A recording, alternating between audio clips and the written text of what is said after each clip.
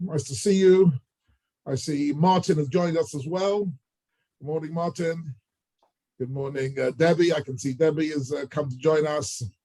Good morning, Debbie. Nice to see you. And always nice to get together on a Tuesday morning and continue our studies of Sefer Bereshis. This morning I wanted to have a look at what actually develops into a major theme in Chazal. I mentioned it to you in passing last week, and that is our relationship to the concept of mazel. Mazel is a very tricky word in the Hebrew language, and its application in the language of Chazal, Gemaras, and Midrashim is quite complex. I'm not going to manage to really deal with it comprehensively, but one of the fascinating area where this begins is in Sefer Bereshis. In the good morning, Sylvia. Haven't seen you for a little while.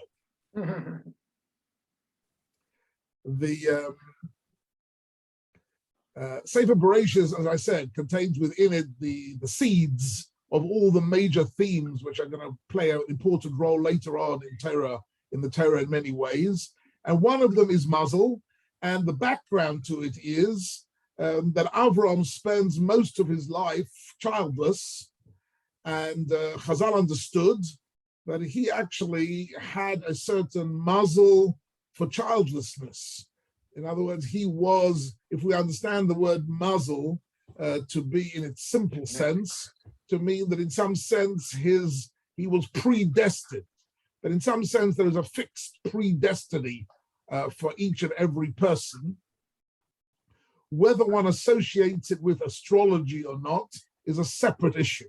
Whether one associates it with some sort of idea, which was very, very powerful idea in the ancient world, in the pre-scientific world, it was an extremely powerful idea that, in some sense, astrological signs, astrological knowledge, and the planets and the stars in some way controlled our future.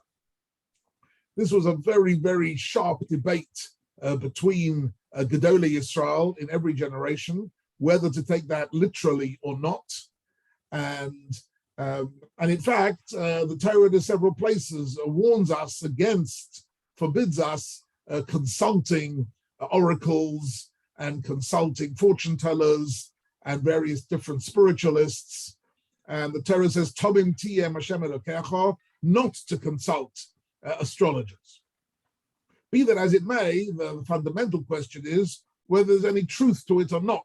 So generally speaking, most of the rational philosophers, primarily the Rambam, took the view that astrology was rubbish, and that it was actually a completely bogus science, and shouldn't be given any credit to it at all. And it's only for the weak-minded and those who don't really understand science and nature. And there's nothing to astrology whatsoever. However, we do find in Chazal opinions which do give credence to astrological predictions and astrological signs, and that people being born at certain times of the year affects their development and their destiny. And these sort of questions have really snowballed throughout the Medrash and the Gemara and Jewish philosophy throughout the generations. And I'm not going to give you any sort of comprehensive dealing with it today. It's a subject really for a whole series of shiurim, the Jewish approach to, if you like, astrological predictions of one sort or another. But what I do want to mention is that the whole story, whatever it is, begins with Avram. That Avram Chazal understood that Avram in some way is predestined not to have children, and eventually his giving birth to Yitzchak was a moment which was a game changer, not just for him personally, but for the whole future of the Jewish people. Let's have a look at a few psukim and we'll take it from there. So the Rabbi Kimche, yes, can I just interrupt you for a second? please. My late father-in-law, Harry Kultz, Zichron Livrocha, had a word to say about muzzle. He said a person makes his own muzzle. Yes. Muzzle is Mem, Zion, Lamed, which Right. stands for Makom, Yeah. Man, and Lave. You have to be Makom in the right place, Yes. At the right time. the Man at the right time, and Lave to have the heart to go and do things. Okay, I'll shut up. I accept that as a very nice sort of Shabbos after the Cholent vort. You understand what I mean? That is a very nice little sort of cute. It's a cute vort for Shabbos after the Cholent, and I've heard it actually after Cholent on a slight variation that the Mem Zayin Lamed is Mazel, Zman, and Lashon. That you have to be in the right place at the right time and have the right word. And choose the right words to say. All that, of course, is true. Everybody knows that being in the right place at the right time and saying the right thing to the right person can have a crucial effect on one's life. All that is true. But it doesn't really even begin to relate to the real deeper question, which is there, in fact, a sort of a predestined route for every individual? And in what sense does that connect with the ideas that we find in the Torah, where the Torah clearly says to us in numerous occasions that if one follows a life of Torah and mitzvahs, good things will happen, and if one doesn't follow a life of Torah and mitzvahs, bad things will happen. There are so many places in the Torah, right? The second paragraph of the Shema is dedicated completely to this principle of V'hayom Shema Tishmu. Then good things will happen, and if you don't, then bad things will happen, and the implication of that clearly is that it's not predestined, that it all is a function of our spiritual life, of our life of Torah and mitzvahs, that will change our destiny. So how do we deal with that in general? It's a question of learning Torah and Jewish philosophy and understanding this. So I'd like to just have a look. Let's go back to basics without trying to solve. We're not going to in 1 hour solve this entire conundrum, but let's go back to basics for a minute and see what the origins of this whole discussion is. And Chazal saw it in Bereshis chapter 15. Join me for a minute in Bereshis chapter 15, just to remind you. Can you see a text? Is that working okay? Right, good, lovely, thank you, Eli. So we're looking at these psukim here. So it's in the middle of Lech Lecha, and the pasuk says, right, Achar Advarim Ha'eleh, after these events, HaKadosh Baruch Hu speaks to Avraham and says, Anochi Mogen Loch, I will protect you, Secharecha Harbe Ma'od. You will have a great sechar. In other words, your life, you have merited a great merit, a great reward. A great sechar means benefits, without specifying what these benefits are in this pasuk. But what he's saying is your life has granted you a great sechar. At which point Avraham turns around and says something very interesting. He says, "Vayoba Avraham, Hashem Elokim, ma titein li? What can you give me?" Which is a very strange thing to say to the Almighty, right? What can you give me, right? HaKadosh Baruch Hu is. So presumably the intention here is what do you intend to give me? Surely, how does he continue here? V'anochi holech ariri. And ariri here is an interesting word. I'm not going to go into the grammar of it, the etymology of it, but the meaning of it here is clear. I am childless. Right? I am childless. And Avraham Avinu at this stage is presumably in his 80s. He's in his 80s and he's childless. I say presumably in his 80s. We don't know exactly how old he is at this point, but we know that at the beginning of Lech Lecha, he was 75. And when he gives birth to Yitzchak, he's 100. And somewhere in the middle of that, this is taking place. It says, I am childless. And he goes on to say something very interesting. Ubemeshek Beisi, who damesek Eliezer. What is that all about? Ubemeshek Beisi, meaning the person who is in charge of my estate, of my whole house, is Eliezer. And he's called here Damesek, which is also very interesting. Why would he refer here? The Posha Pshat of the word Damesek, of course, that it's a place. It's the city of Damascus, right? Today in called Syria. In time of Avraham, it was called Bovel. It was Mesopotamia. Eliezer from Mesopotamia, who is not my child at all, he is simply my follower. He is my assistant. And he is the most important person in my household, and I have no children, right? And then he goes on to say, Avram then in the second pasuk spells it out a bit more. We're going to see in a minute what is he really saying here in pasuk 3. Avram, hein lilo nosato zera. You haven't given me any children. Ben Beisi Yoreshos. And the person who is going to be the Yoresh, the person who's going to be the heir to everything that I have, is Ben Beisi. Ben Beisi means somebody who I've taken into my house, somebody who I've adopted, in this case meaning Eliezer. So this seems to, so it revolves around Avram's asking HaKadosh Baruch Hu what he has. Avram is serving HaKadosh Baruch Hu me'ahava, out of love, and is not actually asking for rewards at all. But it's only when HaKadosh Baruch Hu says to him in chapter 15, "Schar harbe ma'ot," you are going to get a big schar. So Avram says, I don't understand what you mean by a schar. I have no children. If I have no children, then everything that I've built up and achieved in my life, and everything spiritual that I have understood and in my life, I'm not able to pass on to a child of mine.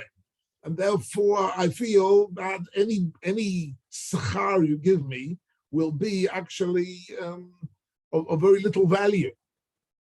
That seems to be the conversation here. I'm sort of generalizing it and simplifying it just to get through these half a dozen psukim. What happens is, V'hinei Dvar Hashem Elov Leima, HaKadosh Baruch Hu says to Abraham, Lo Yiroshech Zeh. Lo Yiroshech Zeh. This person, Eliezer, right? Lo Yiroshech Zeh. This person, Eliezer, will not be your heir. Lo Yiroshech Zeh, right? This person will not inherit you. Ki im, rather, Asher Yetze B'Me'echa Hu Yiroshecha. The person to whom you give birth, he will inherit from you. So here's Avraham at the age of 80 being told by HaKadosh Baruch Hu prophetically that he would have a Yoresh, he would have an heir, even though up to date he's still childless. So, but he's getting prophetically, he's getting a divine promise. And here comes the interesting pasuk that we're going to look at now. So, and what happened? So the pasuk here says, "Vayotze oso hachutza," that he HaKadosh Baruch Hu took Avram outside. Now, that's a bit of a strange thing to say. Vayotze oso hachutza. We, generally speaking, when the Nevi'im get prophecies, we're not told, and it's not relevant whether they're inside or they're outside, whether they're sitting in a field or sitting in the house, or whether it's Monday or whether it's Tuesday, or whether the sun is shining or it isn't shining. We're not given really any practical details. When a nevuah takes place, what's important is the content of the nevuah, not whether he's inside the house or outside the house. And yet here, the Torah makes a point of Vayotze osa hachutza, he took him outside. So we're going to have to learn a little bit deeper what this means. And what does he say to him? He says, Vayoma habetno hashamayma. Look at the star. Look at the sky. Usafara kochovim imtucha lispa. And count the stars if you can. And of course, the implication is a rhetorical question. Obviously, you can't count the stars. Vayoma, he says to him, Ko yeh zarech. This, look at the stars, and your descendants will be like these stars. Exactly in what way they'll be like these stars, not made clear, right? Ko just means similar to these stars, you will have children. Doesn't necessarily mean the number of the stars. Of course, there are billions of stars just in the Milky Way, never mind other galaxies or whatever thing that we know today. So we're not really talking about the numbers of the stars, but Ko means like this, similar to the stars will be your children. So he's getting, first of all, he's getting prophetically a promise that he will have a child, and then he's getting a further promise that that child will give birth to a great nation. V'hem in B'Hashem, and Avraham Avinu had a munah in HaKadosh Baruch Hu, and he believed completely. And Pasuk ends up by saying Vayachshaveha lo tzedakah, which is also a bit of a difficult phrase to interpret. Vayachshaveha lo tzedakah, the pshat is, and it was considered. Vayachshaveha, the fact that Avram believed HaKadosh Baruch Hu was considered for him tzedakah. Tzedakah meaning it was a great act of generosity on the part of Avram that he believed this promise of HaKadosh Baruch Hu, which is a bit strange. Why should that be an act of generosity on his part to believe? So we've got lots of interesting question marks here on this parsha, but one thing is happening, and that is that Avram is being told that contrary to his belief, he's going to have children. There is here a lot of material. We already looked at some aspects of this of these psukim. I just want to touch on one or two things. I think the last thing we learned was we looked briefly at this Sforno, where the Sforno says that Sforno understood that Abram was worried that he, so to speak, used up all his credit with HaKadosh Baruch Hu because he'd been saved miraculously in a battle against the four kings. So Sforno says, Lo daish lo ismatu zchuyosecha. Not only have you not used up all your zchut b'shomashit tzalticha by being miraculously saved, and on the contrary, this whole battle that you had to save Lot, it is considered itself to be a mitzvah. That you risked your life in order to look after your brother, who really means your nephew.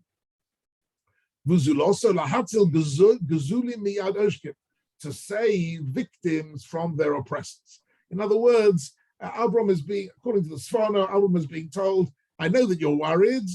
You're worried because you think that miraculously you, so to speak, been saved, and maybe you're short on merit. On the contrary, what you did was a great mitzvah. Okay.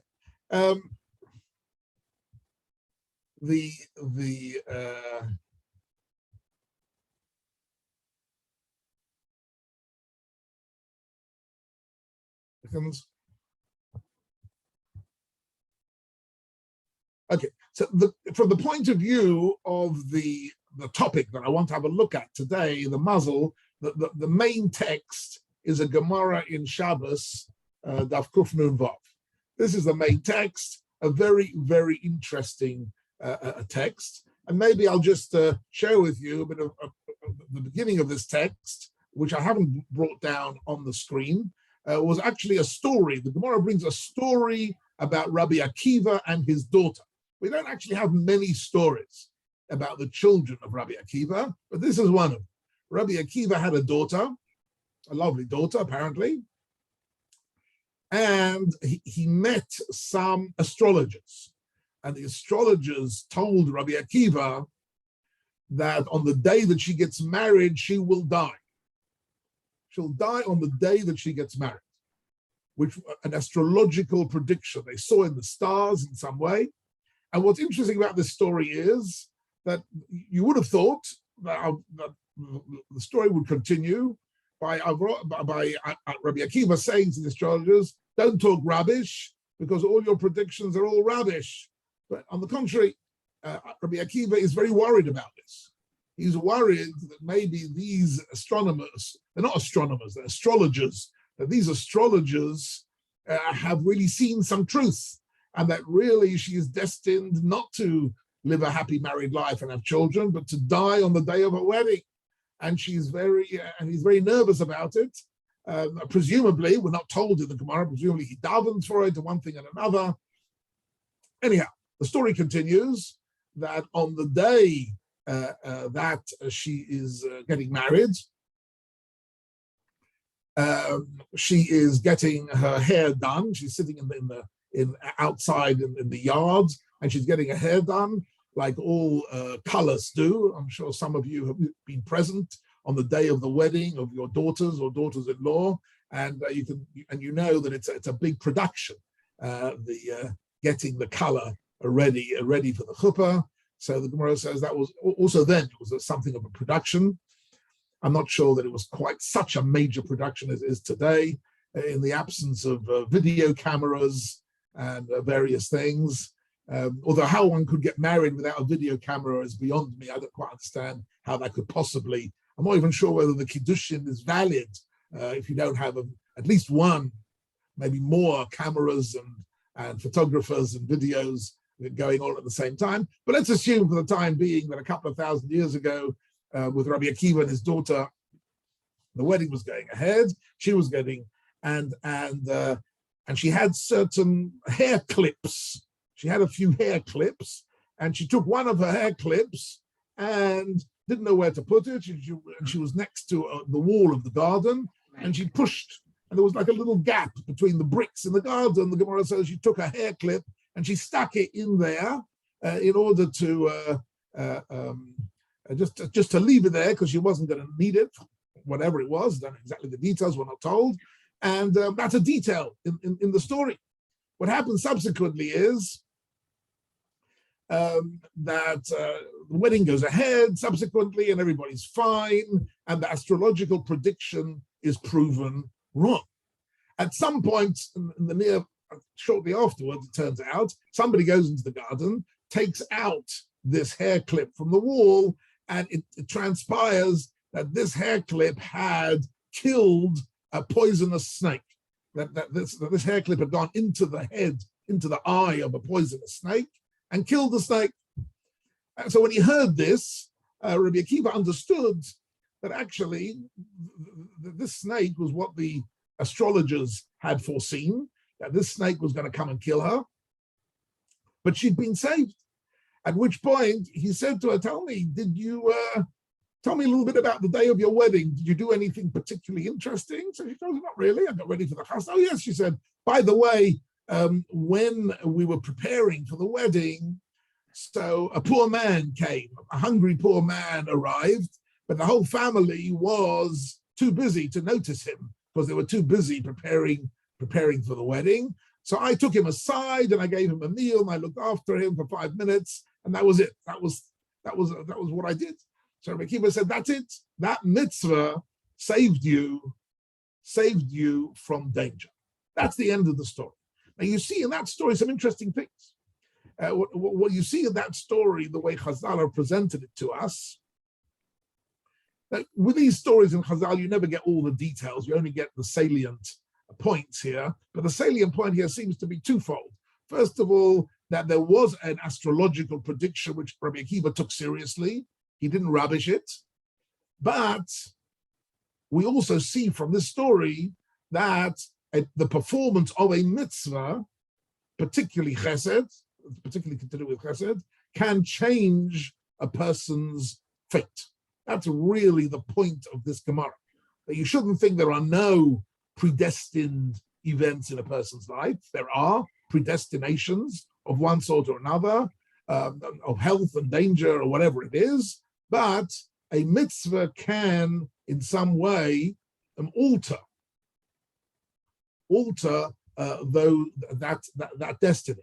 And this goes against, of course, the whole idea of astrologers, that, of course, they believe that the future is completely predestined. They believe in a world that is predetermined. Just by the way, incidentally, in case you think that the astrological belief in a predetermined world is part of the ancient primitive world, it's not so. In the world that we live in today, there are many scientists who will tell you that a person's future is completely predictable. If we understood completely the genes and the genetic system and the brain chemistry and all the factors of a person, we could predict with absolute certainty his future and his destiny and everything, right? Some of you might have read some of the writings, which I personally find a bit sickening, but there are very popular writings of a fellow called Yuval Harari. Yuval Harari has written some books in the last, he's only sold about 25 million copies of his books, but one of them is called Homo Deus, and one of them is called, various different books in which he really speaks about the fact that the human being is simply a robot acting out what is predestined through his genetics and his brain chemistry and his environment. And really, and every human being is basically what he calls, every human being is an algorithm. I'm not quite sure exactly what that means, frankly, but what he means is it's something which is completely predictable. You know exactly what you're going to do and how you're going to do it and how you're going to react and what's going to be with your life in the future. And it's all predestined. There's no bechira in it at all. According to Yuval Harari, science has finally proven that the concept of freedom of choice is an illusion. It's an illusion. And of course, scientists have been saying this for generations. Spinoza already said it, and psychologists have already said it. The idea of the human life being predestined and that there is no freedom of choice. However, in the Torah itself, we find absolutely a refutation of that perspective of life, right? The Torah, time and time and again, speaks about uvucharta b'chayim, that we do have the possibility of bechira. So what about all these predestined, all these forces that are operating on us? So that story in Gemara Shabbos, Kuf Nun Vav, and that Shabbos Rabbi Kiva and his daughter is a sample story that you find a few of them in the Talmud, where there is the idea that yes, there is a predestined pattern, but no, it's not final. There are ways in which the predestiny can be changed. Where do we get that from? And the answer is Bereshit chapter 15 and Avraham Avinu. So let me now come back to the Gemara and show you what I mean. So here the Gemara says as follows. Right, everybody with me? The Omar of Yehuda Omar Rav. Minayin she'ein mazel liyisra. Okay, so at first sight, sounds a bit bad. What does it mean that ein mazel liyisra? You can misread that completely, and you can think.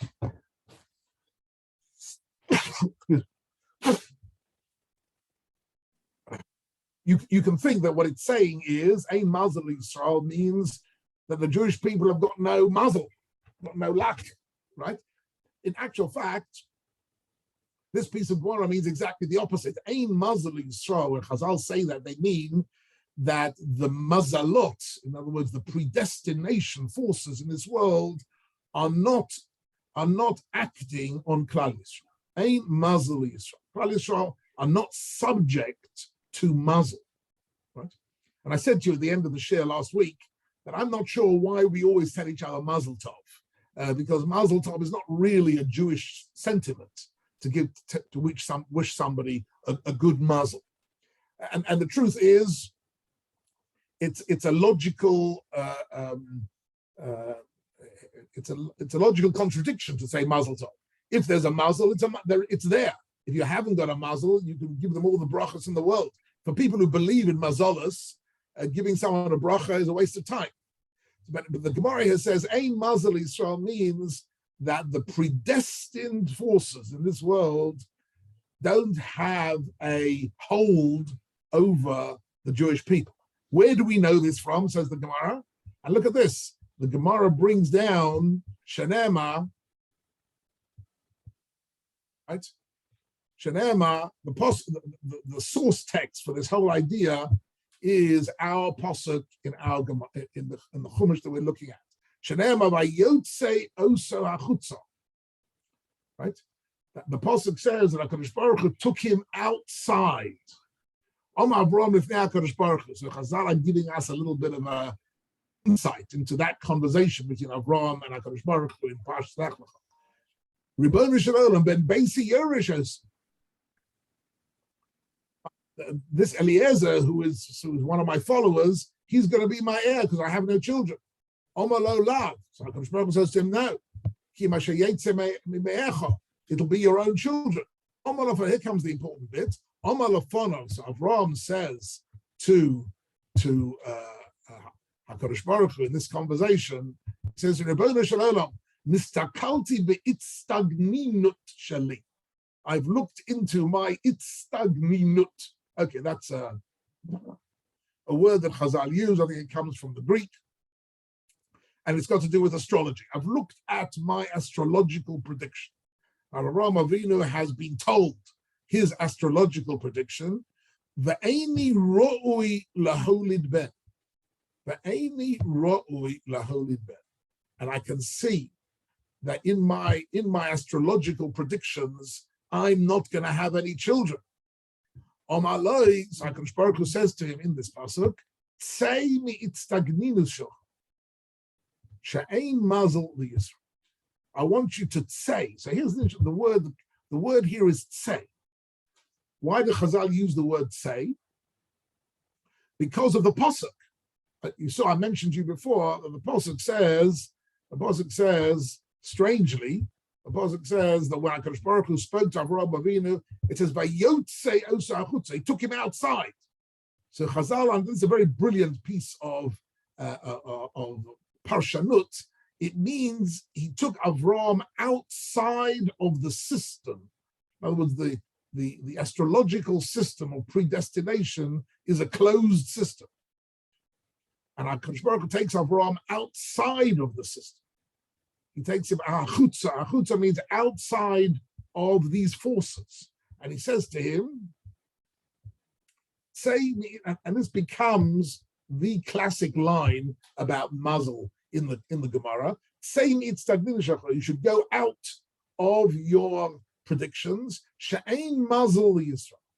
Klal Yisrael, your future descendants will not be influenced by these forces. So it's an interesting thing. Clearly, from this conversation, Avram does give some credence to the Istagnidus in the same way as Rabbi Akiva did. When Rabbi Akiva heard from the astrologers that they saw that his daughter was predestined to die on the day of her wedding, he was concerned, he was worried, right? But what happened was she did a mitzvah. And that mitzvah, by Yotze Osa HaChutza, that mitzvah took her out of the system. And that's the interesting, so I want to show you an interesting thing. What does Rashi say? Okay, so what does Rashi say about, what does Rashi say on this word, a mazel Yisrael? So I have here a one-line Rashi, but it's a very significant Rashi for this whole topic. Can you see this Rashi? Rashi says, I've highlighted the Rashi. What does it mean, a mazel Yisrael? Says Rashi, the al yedei tefillah uzechus mishtane mazolo l'tov. That through tefillah, which means davening, and zechus, which means the merit of mitzvahs and Talmud Torah, mishtane mazolo l'tov. His mazel can change. So it's interesting. What does Rashi say? What is Rashi saying here? Rashi isn't saying that mazolos are nonsense.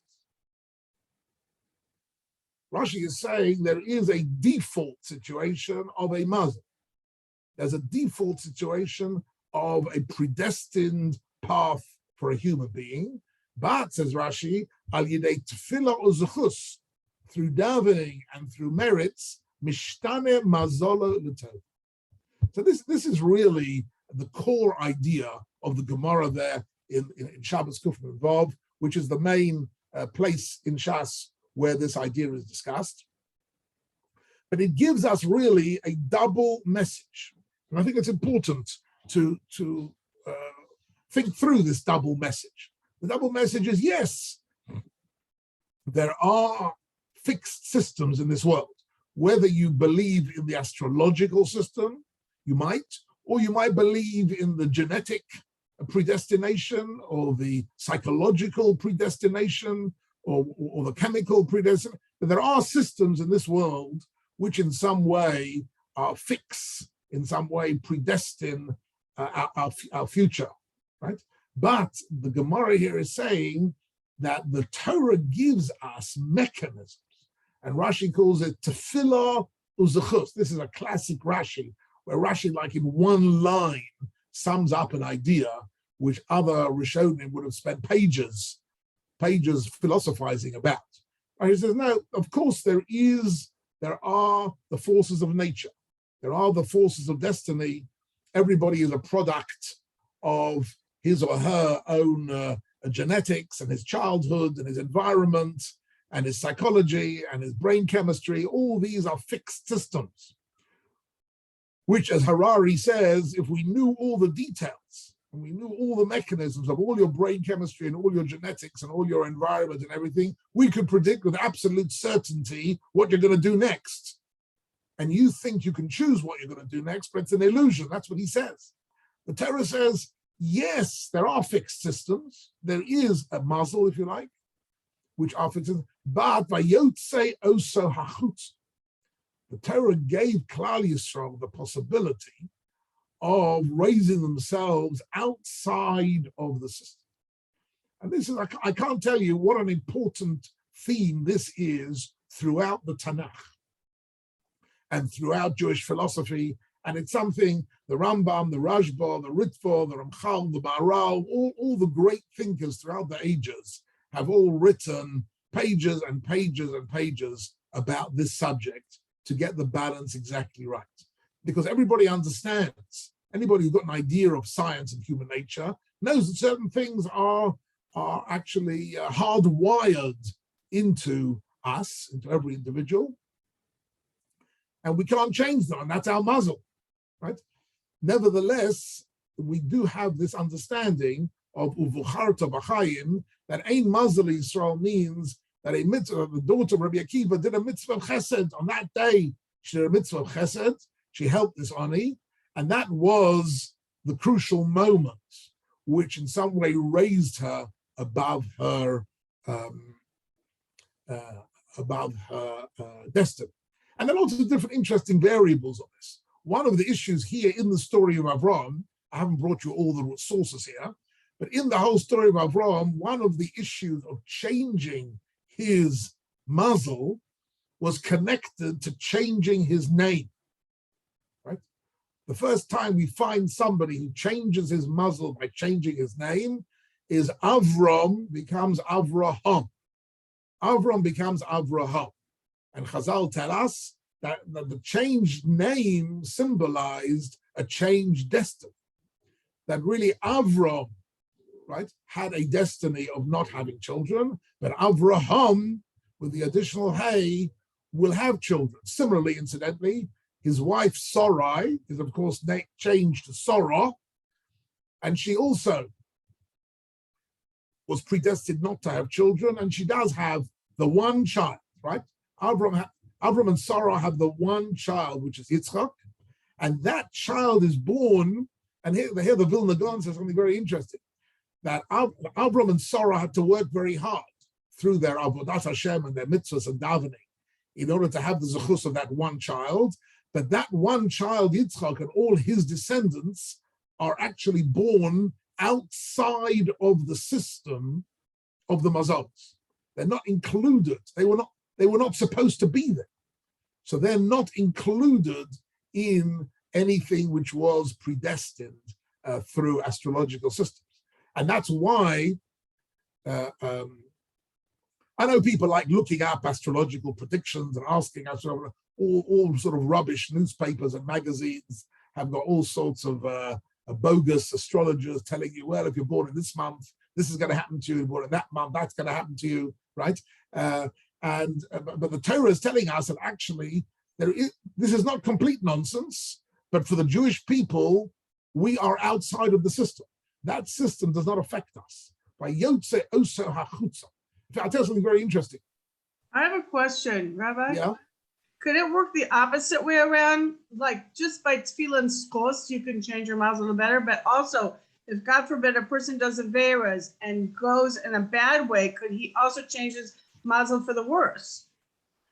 Certainly, the idea of this Gemara of the Torah is that Klal Yisrael's destiny is affected by our moral and spiritual life, both for the good and for the bad. But here we're talking about Avram and Sarah, whose life was changed for the good. But here's an interesting thing, that Chazal say that in order to change Avram's destiny and give him children, we have to change his name. And Sarai also had to change her name. And that's where we get this whole idea of Shinui Hashem, that sometimes people who are desperately ill, right, one gives them a new name, right? Exactly how to do it and when to do it and who should do it is a whole different discussion, not for now. But the idea comes from Bereshis and the promise to Avraham Avinu, that Avram isn't just given this assurance that he will not, his fate doesn't lie in the hands of the stars. He's told, in order for that to be really a permanent part of your life is being changed from Avram to Avraham. It's interesting in terms of the some of the Mephoshim go into the gematrias of this whole name change, right? Avram simply gets an additional letter, but Sarai, her name, she loses the yud of her name, and her yud is then divided up into two halves. She gets one half, and Avram gets the other half. And the implication of it is that really the main zechus of their having children was hers. In other words, she becomes Sarah, she gets a hay, and Avram also gets a hay, right? That hay came from the half of the yud, which was Sarai. Sarai becomes Sarah, and Avram becomes Abraham. Incidentally, the letter hay, also the Kabbalists associate the letter hay with childbearing. And in certain Hasidic worlds, if a woman has not given birth for a little while, then they do a change of name, and they give her a name which has a letter hay in it. The letter hay is seen Kabbalistically to be connected to childbirth. And the symbolism of the letter hay is, I don't know if you know, but when a Sefer writes the letter hay in the Sefer Torah, do you know how he writes the letter hay? He first writes a dalad, right? And then in the space of the dalad, he puts a little upside down yud, okay? And that little upside down yud is the foot of the letter hay, right? And that little upside down yud is meant to be a symbolic, the Mekubolim say, it's symbolic of the fetus in the womb. That is an upside down yud. That upside down yud is the baby in utero being born, and that is and that's the letter hay. So Avram gets a hay, Sarah gets a hay, and between them they proceed to have one child, Yitzchak, out of whom the whole of the Jewish people eventually are descended. But the change, what we're looking at really is this promise to Avraham Avinu. He believes that he's predestined to be childless, and he's told by Yotze Oso Hachutza. There's an interesting thing, that there are lots of very interesting applications of this. One of them is in the commentary of the Vilna Gaon. The Vilna Gaon in his commentary repeatedly comes back to this Gemara and this idea. And one of them is on Purim. So Purim is not too distant future, ladies and gentlemen. I don't know if you're aware of this, but shortly we're going to get into Purim. And one of the interesting things about Purim is the name of the Yontif. Why call the Yontif Purim? Strange choice. The Megillah calls the Yontif Purim Al Shem HaPur. What was the Pur? Pei Vav Reish. Does anybody remember what is the Pur in the story of Megillah Esther? remember? The lots that Haman drew. It says about Haman that he wanted to choose a day. Mm-hmm. I saw that Dina was trying to give an answer. You're not quite quick enough, Dina. They have to. Haman chose a day which would be most suitable for destroying Klal Yisrael. Right? Hipil Pur Hu Hagoro. He made a lottery, and it came out in Adar, in the 14th of Adar. Okay, so on the 13th of Adar, I think it is. B'shloshos also on the 13th of Adar. The Pur came out on the 13th of Adar. So what's going on there? What's this lottery about? And why do we call it Purim? So the Vilna Gaon says that this lottery, why is he interested in choosing a day of the year? What was that all about? So he says this lottery was an astrological device. It was a way of predicting which day of the year is most, if you like, mesugal, right? What's a good translation in English? It has the most potential. Auspicious. Thank you. Auspicious is an auspicious day for him being victorious over the Jewish people, because he realized they had a remarkable history, the Jewish people, and he wanted to find the best day of the year to crush the Jewish people. Hipil Pur Hu Agoro. Right, so he chose astrologically that day of the year. Says the Vilna Gaon. So what happened? Why didn't it work? Says the Vilna Gaon. Look at the pasuk in Bereshis chapter 15.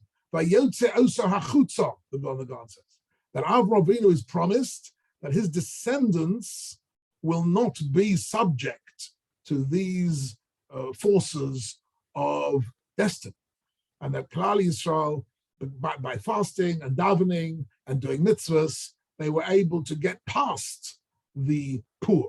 In other words, so therefore, in actual fact, interestingly, Purim had got its name from the fact that at the very heart of this Yom Tov was the idea that our enemies try and, if you like, claim that they can use destiny in order to destroy us, and the Torah gives us the message that, on the contrary, the Jewish people have the ability to overcome the Pur, Pei-Vav Reish, to overcome that astrological prediction. And that's why, incidentally, it's also for us to go and consult astrologers, because by consulting the astrologers, we're giving them credence, we're putting our belief in them, and we are limiting our own choices, because we have a bechira which goes beyond what is predictable. And that's why Klal Yisrael also historically, according to all the laws of history and the laws of the survival of nations and everything, the Jewish people shouldn't exist anymore at all, out of all the unbelievable the pogroms and inquisitions and holocausts, and anti-Semitism and hatred and expulsions and all the different terrible things the Jewish people have gone through. There shouldn't be anything left. And yet, Klal Yisrael have got a destiny which is beyond the normal parameters of how a nation survives and how a nation can get its continued strength. So this story is a very, very fascinating story, and it really relates completely to how we understand Avraham Avinu. And in a sense, it also comes back to something I mentioned briefly in the last week's Shia, and that is the Pasuk Mogein Avraham. Not the Pasuk, the Bracha Mogein Avraham. The Bracha Mogein Avraham comes from these psukim.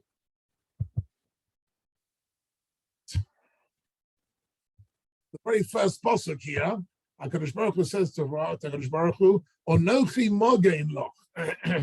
I'm protecting you. I'm protecting you. And how is God protecting him? It turns out, as we go through these half a dozen psukim, that God is protecting him by taking him outside of the system of the laws of nature and of fate. And that's the mogay. That is the protection. That is the protection that we're getting. And therefore, when we say that bracha to Hashem mogein Avraham, we are plugging in to that very special quality that Avraham Avinu achieved. And incidentally, I thought I'd bring here for you one of the Mefarshim here. So there is one of the Mefarshim, not such a well-known parish, called the Das Zakenim Mibale HaTosfos. Okay, so this, the Das Zakenim Mibale HaTosfos, goes back to the writings of the Tosfos in the 13th century. And here he says something very interesting. Altira Avraham, can you see with me? Let's have a look at this. Altira Avraham, Nimtzu K'shaharagas HaMalachim Nisyare. Avraham Avinu was afraid, having been victorious in battle, Shema Nismatu Zuchuyosov, maybe he'd lost his merits. Oba lo HaKadosh Baruch Hu, Bi'arto Kotzim Min HaKerem. You've done a great job. You've got rid of wicked people. Altira, don't be afraid. Onochi Mogen Kach Omrim Mogen Avraham. And that's why we say Mogen Avraham, because we're invoking this moment. And then he goes on to say something very interesting. When Yitzchak was put on the Akedah, Parchon Nishmasa, his neshama, so to speak, left him, but also Lamoro, and went up to heaven, but Chazra Lagufo, and came back into his body, that he went through a sort of a near-death experience. The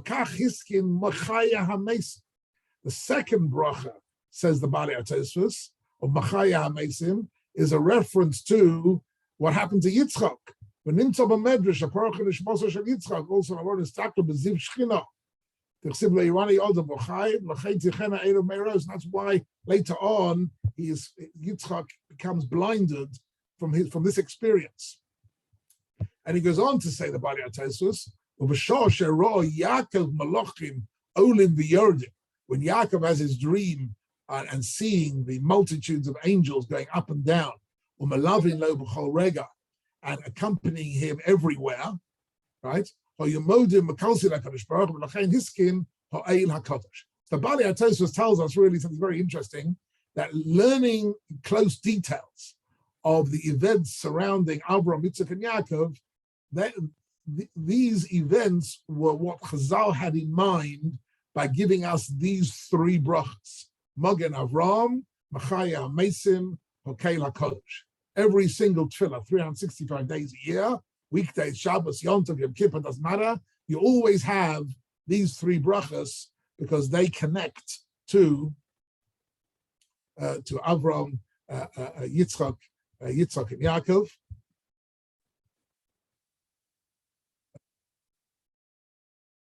And here's what, finally, in the last few minutes of the Shia, show you also a very interesting Tosfos there in the Gemara in Shabbos.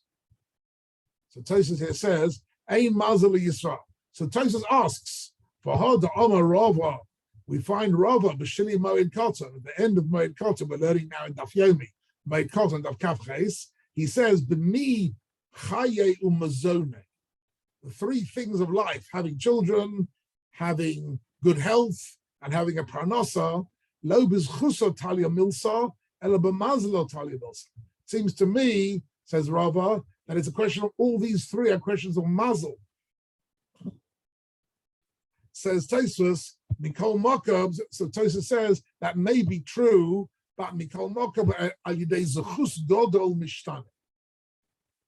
That a person can have a predestined fate in any one of these areas, the ni chaya mezoneh, in terms of children, parnasa, and health. But a zechus godol, if a person has a great zechus, then he can draw on this idea of Avraham Avinu by Yotze Osa Achutza. So here we have, this is what I wanted to share with you today, along the lines that I've been saying to you all along, that in Sefer Bereshis are the seeds of all the crucial ideas of Jewish thought and of the Jewish future. And Avraham Avinu symbolizes for us this idea that indeed there are in the world forces which shape our lives, all sorts of different forces.